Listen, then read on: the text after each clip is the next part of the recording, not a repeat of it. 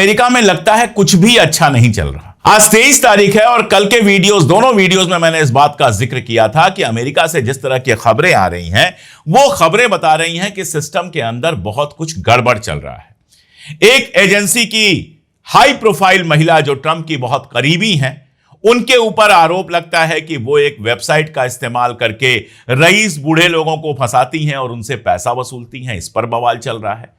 Kushner का बताया आपको कि सऊदी अरबिया से $2 बिलियन उसने लिए हैं, इसको लेकर बवाल चल रहा है।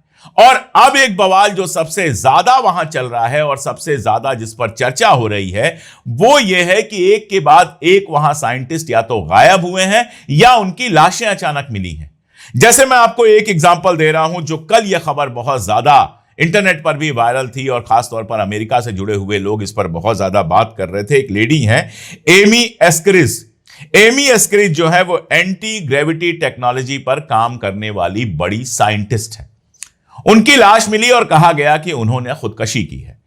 और उसके बाद उनका एक मैसेज जो उन्होंने कुछ दिनों पहले किया था कि अगर कभी मैं मारी जाऊं या फिर मेरी लाश मिले और कोई कहे कि मैंने खुदकुशी की है, तो इसका मतलब यह समझ लेना कि मुझे मरवा दिया गया। इसका मानी क्या है? इसका मानी यह है कि अमेरिका के अंदर अमेरिकन साइंटिस्ट पर कोई लगातार हमले कर रहा है।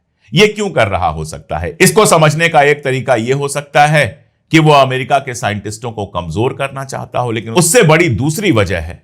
यह हो सकता है कि इनके पास ऐसा कुछ हो जो ये अगर पब्लिक में बता दें तो किसी बड़े आदमी का बड़ा नुकसान हो जाए, इसलिए इनको पहले ही खत्म किया जा रहा है। 11 से ज्यादा साइंटिस्ट के बारे में यह खबर आई है कि या तो खुदकुशी कर ली है या एक साहब के साथ वो जहाज का एक्सीडेंट हो गया, मियां बीवी दोनों मारे गए। इस तरह की तमाम सारी खबरें आ रही हैं जो बता रही हैं कि अमेरिकन सोसाइटी के अंदर कुछ गड़बड़ चल रहा है।